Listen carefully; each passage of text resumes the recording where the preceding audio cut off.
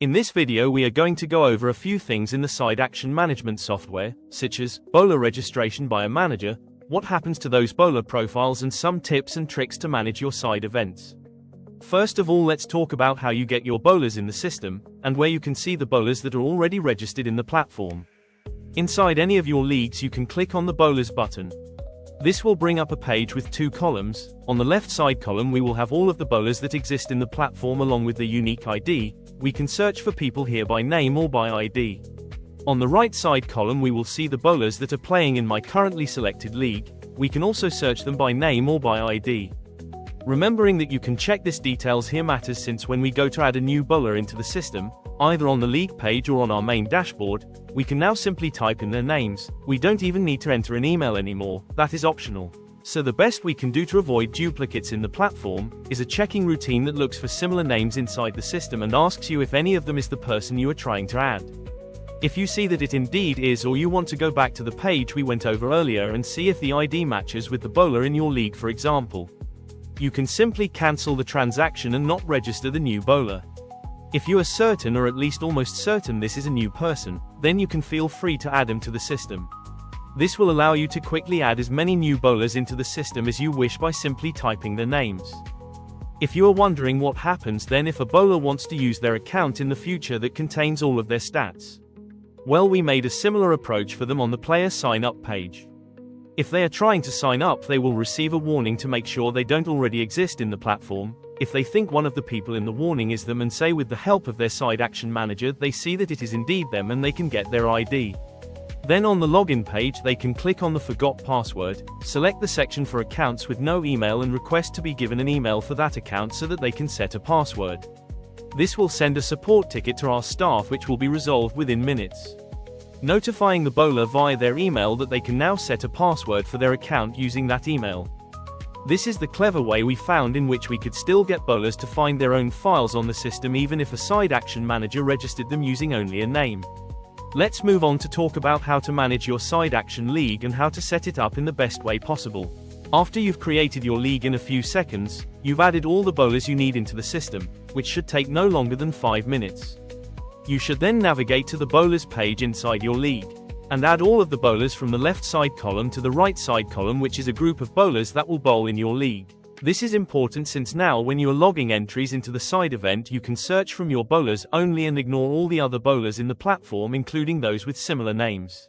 Once you have the group ready you can add your side events. For this example I will add brackets scratch and brackets reversed for all the squads in my league.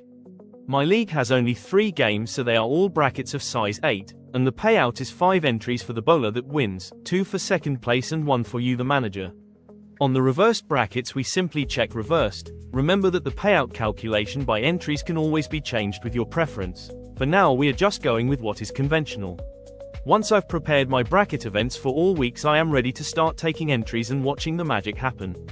But before that, remember that you don't need to add the exact same event with the exact same settings to all weeks if you don't want to, or if you have events that change from week to week.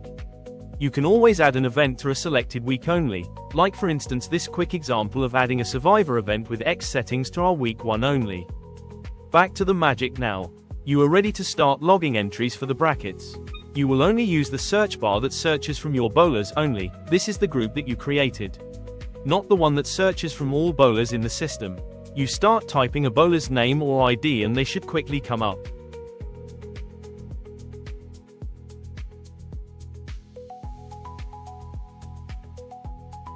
You select them, type in the number of entries they want, see the amount owed, collect and move on to the next one.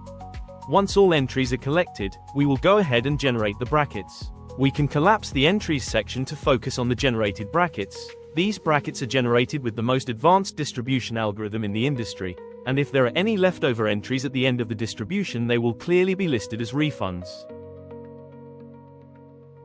You may delete the brackets and generate them again if no scores have been pulled, if for whatever reason you need to.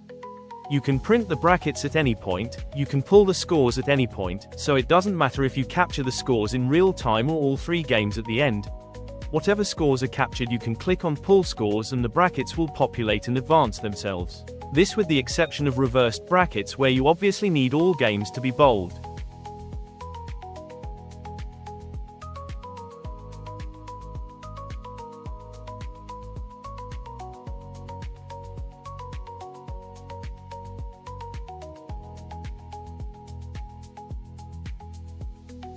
As you can see, you can also pull the scores with or without handicap, so we recommend creating a bracket event and naming it Brackets Handicap, where you will log the entries of the bowlers that wish to participate with handicap and select the option to pull the scores with handicap.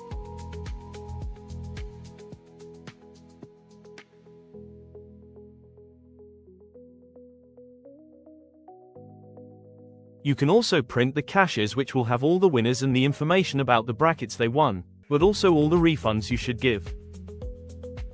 Remember, every week you have access to financial reports, and also league-wide financial reports for all weeks combined.